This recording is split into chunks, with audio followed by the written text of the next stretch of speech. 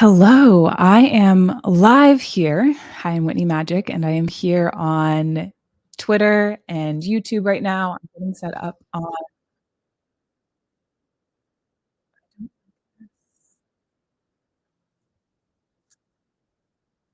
this back stream is really off. So I'm gonna end this right now and maybe come back on. Ooh, yeah, we're gonna end this right now and I'll come back.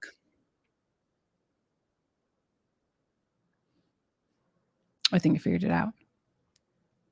I did. Okay. Sorry, guys. Thank you for being here. Technically, I'm on live stream, and streaming from all three has been an interesting endeavor. But I'm about to go live on Instagram. And honestly, I'm testing this out because I'm going to be having some more interviews coming up, and I want to make sure that everything works. So I'm going live here on Instagram right now. Hello, hello. So, welcome. Today, I wanted to really drop in about crypto is a game of blank. I'm curious. I'm going to fill in the blank for you guys very, very shortly. But when you think about this first, what do you think that crypto is a game of? Does it feel overcomplicated? It's just a game of money, of finance, of what is it for you? Um, that word for me is trust. And I find that if you can start to see this through how crypto shows up, how money shows up, you can completely unravel the game for yourself and you can create crypto to enable you to create a future that is filled with more freedom for yourself, for your family, and just like a future that lights you up a lot. So let me break down why I think that crypto is really a game of trust. And this is how I teach my students as well to see it. Because when you can start to see it this way, it changes everything. It takes the emotions out of it, the emotions that come with finance, with volatility, with I don't know, with what's happening, like all these fears that come up with like, how do I keep up with all the things? But instead, when you see that everything, so crypto is part of the future, you know this. Let's go back in time. When anyone was trying to adopt cell phones in the world, or as we're trying to do with any technology or the internet. Think about it. People started off by using things and they would use email and they would be like, "Oh, that email went through. Oh, I received it. Oh, I'm building my trust. This technology is starting to work." And therefore they keep on using this technology little bit by little bit. And then they keep on adding in more layers and being like, "Oh, I'm building up my trust point with every email I send, with every email I receive." And then, hey, before you know it, I hear about this thing that is like that works in a way of I really get to put more, I get to store more information here. I get to use more things that is related to the computer or to the internet.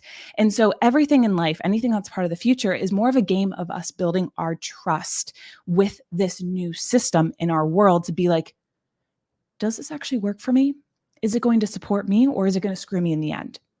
So I find the same thing happens with crypto as well, especially because we're talking about money, which can bring a lot of emotions, but it can also bring a lot around survival needs in general. So when you can start to see that it's like, okay, yes, crypto is all these different things, but ultimately my job is to learn one point and then the next point and then the next point and really just follow my curiosity so that I can build out trust. I can say for my own self, I see how this is part of the future.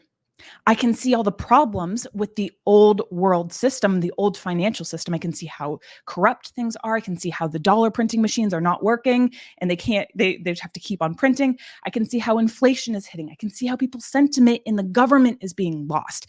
I can see the problems. And then I can also at the same time start to use the systems of the future to be like, oh, this crypto thing. If I put some money in here, is my money going to be back in there when I log into that account? Oh, I put some money into Ethereum. I'm now starting to build some familiarity with crypto. Oh, what is this other crypto people are talking about? Does Solana make sense? Does Dogecoin make sense? Does Pulse Chain make sense?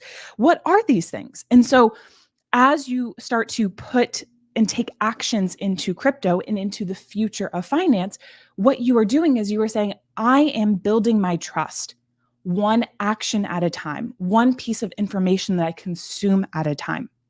It doesn't have to be a game of keeping up with the Jones and keeping up with all the information, but instead it can be a game of how can I build trust for myself that it works for my future, my family, and it is part of the future that will excite me. So even like if we want to go deeper into like how crypto is a game of trust, this also goes in because there's all these hundreds of thousands of different ways that you can invest in crypto these days. That's the plain honest truth. There can feel a very big overwhelm in that sense as well. However, crypto, money, trust is a very personal experience. It's a very, like, you get to sculpt it in a way that works for you. I frequently will refer to like everything in life as a game. Same thing works with crypto. And you have to rig this game to work for you and your goals and your risk tolerances as well. So personally, this is what I talk a lot about this with my students and in my course and the things that we do is I find a big part of the crypto game is building out your security systems, your investing plans, investing or trading plans, but then also getting yourself into cryptos that are in alignment with your wealth goals as well. Because you are sculpting and creating this game plan so that you can trust that it is in alignment with the future you want to create for yourself. So an example of how you may like of where things may go wrong is if crypto is a game of trust and you're trying to build a future that you trust and you believe in, let's say financial freedom is a goal of yours and you want to experience something like that in a condensed amount of time within like the next 2 years, or you want to experience exponential wealth, like a big exponential wealth. If someone just invests in Bitcoin, odds are quite low on that end that you will experience financial freedom on that level, depending on, of course, how much you put in, because Bitcoin has been around for longer, it has less growth. It's not going to take you to that 20x that you may need to get that financial freedom. It may only give you a 1 to 2x. So that's where it's like crypto is a game of trust, but it's also it's a game for you to be able to create this game that works in a way to support yourself, your future, your family, and everything else that works in between. So this is my nice little morning ramble. I'm so glad that you guys are being here today. Actually, I'm going to take a look at the comment section. I'm trying to figure out how this comment section works on a live stream, but maybe they'll show me, maybe they won't. Oh, we're going to hide that. Anyways, I'm going to learn how to play with this software a little bit more. But ultimately at 2 p.m. Central Eastern time, so that is in a little over 3.5 hours, I'm going to be back on here. I'll be on all 3 actually. Now that we do this, I'll definitely be on Instagram Live, but with the Alora Rose, and we are going to be going deeper into the wealth consciousness template of the body. She has been a student that has made it through my Crypto 101 program.